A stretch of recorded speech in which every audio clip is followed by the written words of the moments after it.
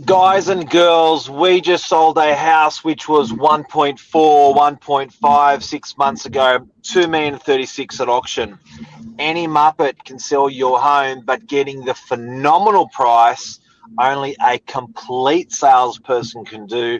We've brought on one of the best trainers in the country to explain to you what that consists of. Stay tuned.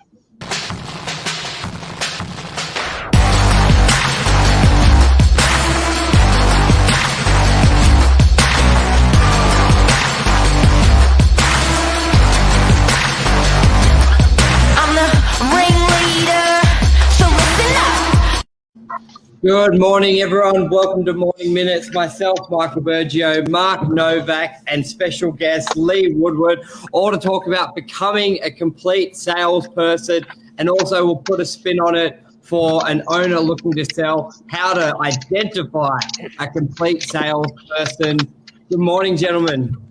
Good morning. Good morning. Oh, it's always good to have Thanks Lee for joining us, Lee. What an honour. My pleasure. It's great to be on the show. Beautiful. So let's get into it. Becoming a complete salesperson, what does it mean? How do you identify it? How to become one? How do you find one if you're looking for one as a seller? Is it all talk? Are we all the same? No, we're not all the same. That's like saying all school teachers are the same. And we know a great school teacher will have a significant impact on a child's education, while a great agent has a significant impact on an owner's profit. And I think when we talk about this topic, the complete salesperson, and as you know, I'm the author of the Complete Salesperson course, I think a defining moment in a salesperson's life when they realise it's not easy. I think a lot of people look at real estate and think, oh, well, everything else failed, I'll sell real estate, they'll take me. And although there's a moment of truth in that, real estate's not hard to get into because lots of people can jump in and there's always a lot of positions available. But at some point, you've got to make a decision about being a professional real estate salesperson. And that's where you take the time to study people's behaviour. You take that time to study why in a negotiation you would pause it versus just putting it away too quick. And you guys know right now how quick the marketplace is moving. Properties are selling really fast, too fast. And the question would be, how much money's been left on the table in this tax-free cash asset because the salesperson representing them might have been a nice person, but have they studied the art of selling? Do they understand it? It's a profession and a technique that allows you to extract the best out of a marketplace, no matter if it's up or down. And, you know, one of the most brilliant marketplaces is when you need an agent when nothing is selling. And when nothing is selling, why do these great people still be doing 10, 15 deals a month, be it up or down markets? And it's because of their connection to a marketplace and how they superglue themselves to the property and the owner. And I just want to pick up on what you just said there, too fast. And a lot of people may think, what do you mean too fast? Isn't that great? But it takes a skilled, complete agent to, let's say they've listed a property, especially in an upward market. They've got a price which is phenomenal for that property based on, say, 3 months ago, 6 months ago, and the owner's over the moon. But it takes a complete agent to say, well, with the interactions I've had with other buyers, the momentum in the market, even though you're happy with that price, I still believe we may be able to get more. Let's give it more time on the market, get more buyers through the property. Let's actually do more marketing, because if you've already got an offer that you're super happy with, but spending an extra 3, 4, 5 grand on other market material to try and get more buyers through the property is the difference between an agent and a great agent. Yeah, and you know, it's interesting that people look at the volume of purchases to get a result, and that is one way of doing it. But sometimes there's a direct connection to a property where, you know, I've had situations where I'm taking a property to market and it could be a double family opportunity, which means the property has this option of being upstairs for the young family, downstairs for Nana. And that's a different scenario because you've got double funds coming in versus the general market. And knowing that this is the buyer and setting up that scene of, look, it's a window of opportunity, we could get in there. But even before we go in, can I ask you not to do something for me? and that's fall in love with it and come in with a really low offer, you're going to offend the owners, and then suddenly I can't pass the property over because the owner wants to go to someone who really appreciates the asset. So this isn't like a normal property on the market where you muck around, start low. It'll be your knockout bid, one chance to put that offer forward, and we may secure it, we may not. But I just didn't even want to take you there if you were going to offend our owner. And setting that scene of how a property's connected on both sides is where the magic can happen. Because that's like almost creating that. I'll go, Mark. Sorry, bud. How do you, Lee, identify? So if you're going to be selling your property, or you're going to be buying a property, even, I guess we're working for the seller. So maybe a buyer is shy between a complete salesperson is going to get the highest price out of them, but it's not necessarily that. How do you identify a wonderful salesperson in the marketplace to say, I want them to sell my property? Like, are they the sweetest talker? Are they doing all the deals in the area? Are they, hungry and they don't have many properties to sell, so they're hungrier? How would you choose them? I think sales is about sales and service. And it's interesting, we represent the owner, but the owner's customer is the purchaser. And I think the industry sometimes thinks buyer-seller as if there's a war on, but it's the opposite of that. It's a collaboration. And I know myself that my greatest skill as a sales professional was my buyer management skills. I got back to everybody. I was very good at connecting people to property, even when, there'd be a lot of people there that only want Collaroy, and I get them to come and look at Brookvale Heights because that could be an opportunity for them. And they'd say, I'd never go to that area, yet I got them there kicking and screaming. And they go, this is the best home we've seen. I didn't think you'd get a sandstone cottage here. We never would have come to an open for inspection here. Thank you for getting us here. And sometimes, the art of connecting people to property is a skill, and you've got to listen, but not too much, because they may end up searching forever versus, look, just go with me on this one. I'm going to take you for an appointment with my central locking in my car, and we're going to experience a couple of properties that you may not have looked at. And suddenly someone goes, I never thought I'd buy here, and I absolutely love it. And I think the skill of a sales professional is to transfer that feelings. And the benefit of the owner is your skills with the purchasing community were that good, you got them to the property, and they weren't just going to turn up to an open. And I think that's why you invest in a great agent. I know some of my best sales is when I got people back to the property after they'd said no to it twice, and I'd even had them through it, and they'd be still driving around the marketplace and still not found anything. And I'd say, look, you've got to make a good real estate decision, because if you take any longer, you're going to be in a marketplace that's gone past you, and you'll be paying 50 grand more for something you could have had 6 months ago. Let me take you back to 140B Fisher Road. Oh, I don't want to go there again. Just come back once more with me. And they go, I can't believe I didn't see it. But sometimes they miss it the first time they're looking because they love it. They just don't know it yet. How do you find that agent, though? How do you know that's the like when I'm selling my place and I want to find that person? How do I know that that person's got that magic that you're talking about? You may only be with them for 30 to 50 minutes in the appraisal. Yeah. Yep. So when they say I've got heaps of buyers, which is a very loose term, I'd say to an owner, I'd say to them, tell me about these purchasers. Just give me one who you think is going to be a really good connection and tell me their story. A great agent knows everyone's story. This person doing this, they're trying to do that. They need a ground floor. I remember showing a gentleman units in DY for 6 months because he needed ground floor, but separate to ground floor, he needed a wide enough driveway for his wheelchair to come off the roof. And we searched and we found the units okay, but not all the access was good for his wheelchair. But, you stick with someone because you care and you know his story. Anyway, I ended up buying a property off us, which was wonderful. But he must have referred me 15 times for my efforts of nobody else wanted to care or no, mate, go down there by yourself and see how you go. It's like, no, let's. I'll come down there with you. I'll take the tape measure. And I think that care factor cuts through enormously where a lot of agents just think that doesn't matter.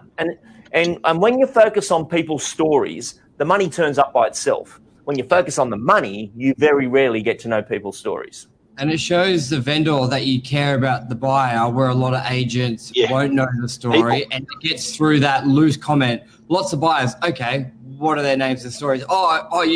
John Smith wants to buy. Oh, okay. So obviously they're not showing that. If they're not showing that enthusiasm or care for the buyer, how they're going to treat me, I would want the buyer who's looking at my property to be treated and cared for and serviced a lot better than his name's John and he's looking to buy.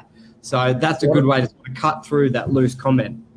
One of my greatest real estate experiences was a lady by the name of Tracy Chorley from 180 Allambie Road, 180B or 180A, got subdivided. Anyway, didn't know this lady at all. Anyway, I get this phone call to say, oh, look, I wanted to see a couple of your properties on Friday morning and I'll be there at, 9 a.m. I said, okay, I look forward to meeting you. And do you mind if I ask who referred you to me? Oh, look, I've just seen your name around everywhere, so I'll see you then. We went to the first property and she went, this place is a dump. And I said, Tracy, people search high and low for properties like this. They want to put their own spin on it. Do you want something renovated or do you want to put your own mark on something? No, went into the next one. This is way overpriced. And I said, what do you think the property's worth? I actually priced the property and I think it's fair. And every house we went into, she would rip into it. Anyway, came back to the office. She then went on her way. It was just another moment with the general public. And then that afternoon, she rings me at 3:30 and says, righto, get up to my house, bring your documents. I'm going on the market with you. And I've never seen her home. And I said, Tracy, I haven't been to your property. She goes, I know. But I took 3 agents for a test drive this morning and they were disgraceful. When I said the place was a dump, they said, yeah, I know. The owners want too much for it. When I said it's why the owner's selling, they said, oh, I can't say, but they're going their own separate ways. And suddenly you realise who's representing you and they're not good with their words. They haven't studied the objections and they actually think, and the point's this, everyone's taking your measure, but when you represent an owner, that you represent their privacy, you protect the asset, but you've got to be fast on your feet if you've studied words, or otherwise one wrong comment could cost the owner $40,000 in seconds. Yes. And the agent isn't a bad person, they're just not trained in the area of words, and words is the most important module of professional selling. Lee, you've spent 30 years in real estate and you've spent 20 years training in real estate, and you are regarded as one of the best real estate trainers in the country. Psychology, words, you are an absolute artist at. You do a thing called the Complete Salesperson course, which I will also want to plug because I think it's wonderful. But do you ever get people outside of the industry? Because I always say to people that come through our office that I train, I always say these skills are adaptable in your relationship. These skills are adaptable in your friendships. These skills are adaptable the rest of your life. Do you get people coming from other areas of industry but not even selling that want to get trained by you? And what have you got within that? Yeah, I've had a lot of people who are partners, husbands and wives to the agent who said, oh, the course is in Hawaii or it's in Melbourne or it's in Queensland. I'll come with you. Yes. And they could be running a security business. They could be running some big businesses out there, and I've sat through the course and said they loved it more than the agent attending. They're like, this is amazing. Yes. Because business, it doesn't matter what business you are in the world, you will be successful to your level of communications. Yes. So we look at Novax. You guys are world-class multimedia communicators who happen to be in the area of real estate. But you could have been selling anything. Your approach to multimedia communications, this TV show running every morning, is what professional marketing is.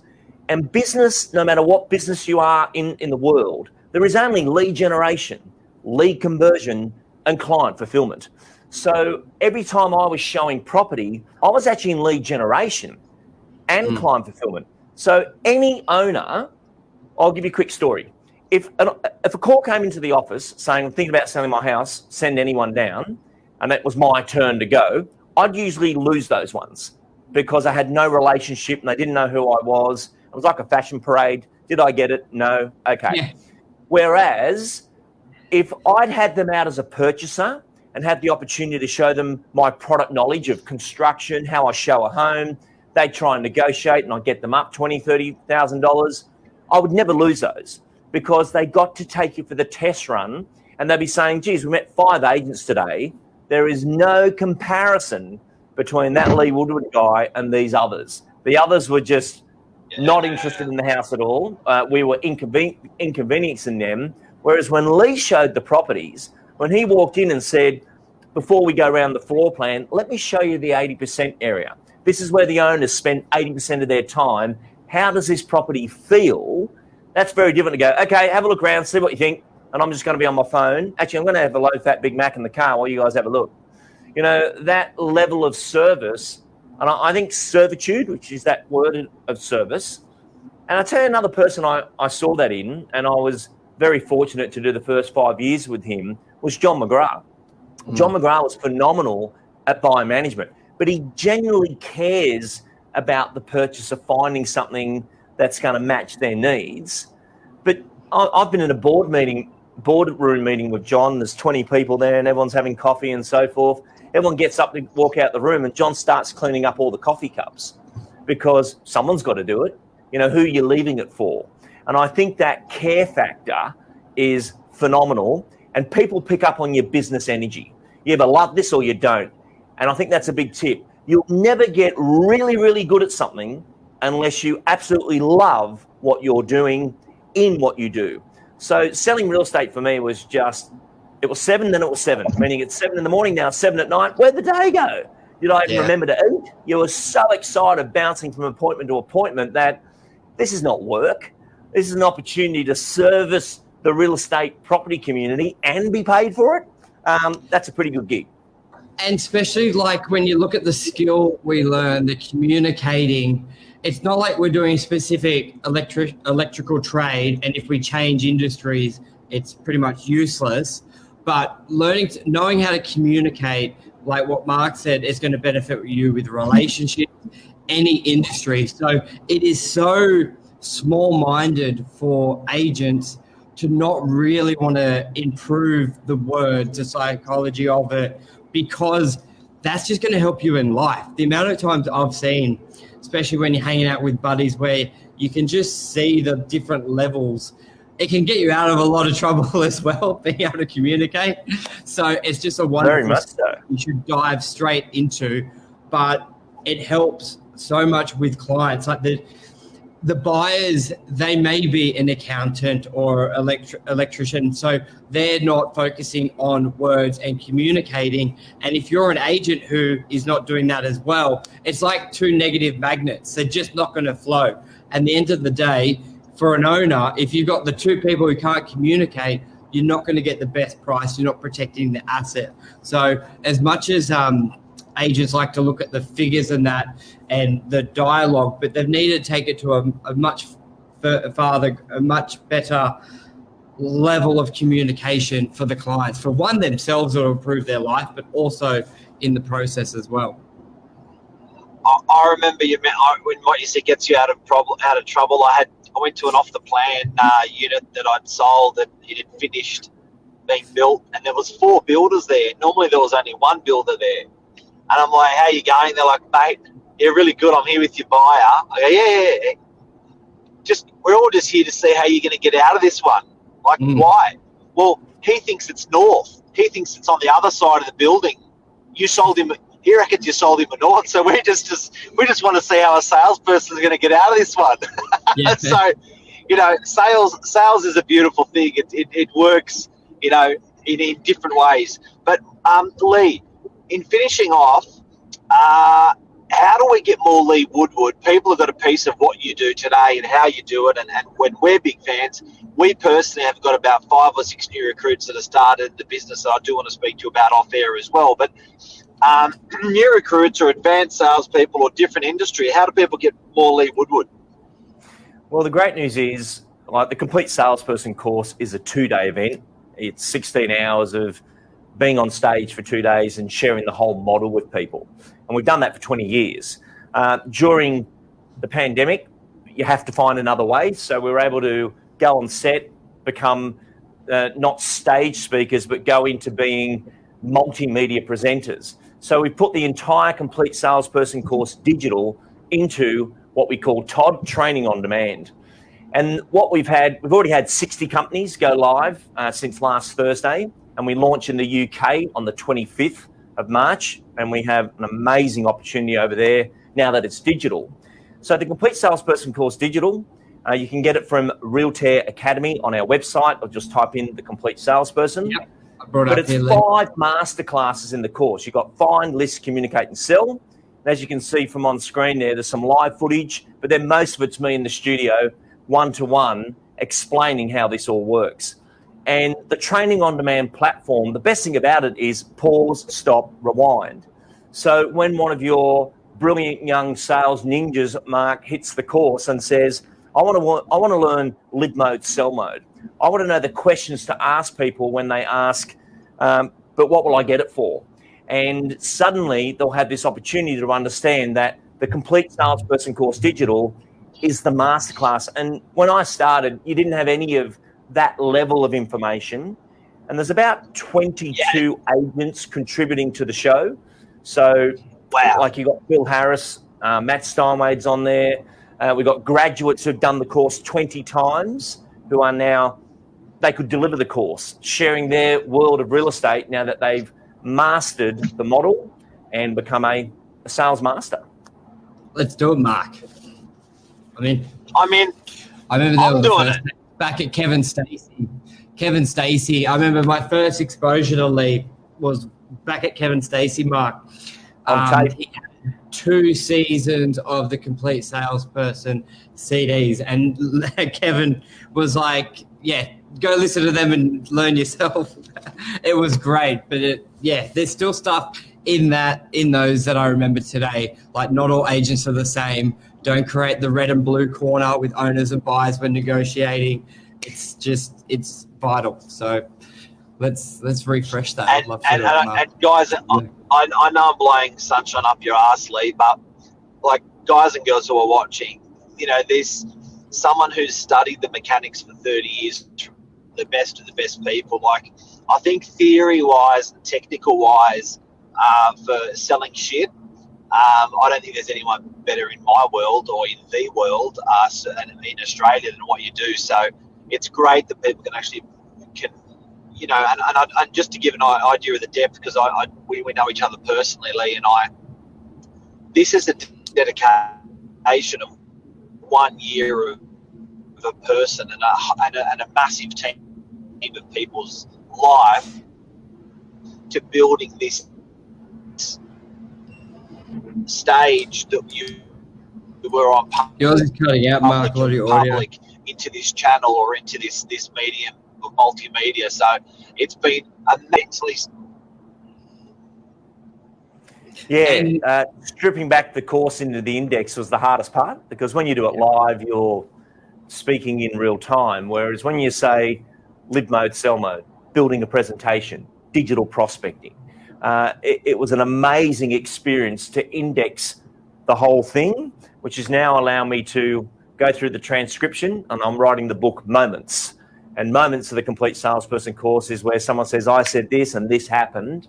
I think everything's about moments. Winning business is about moments. Life's about moments. So looking forward to that next chapter as well. Beautiful. I think that's a wrap. Anything else? That was a pleasure. Yes. Thank you very much, Lee, for coming on the show. It's always a pleasure. Thank you, guys, and wonderful show. Great work. Thanks, and I will see you soon. Thank you very much. Cheers. Take care.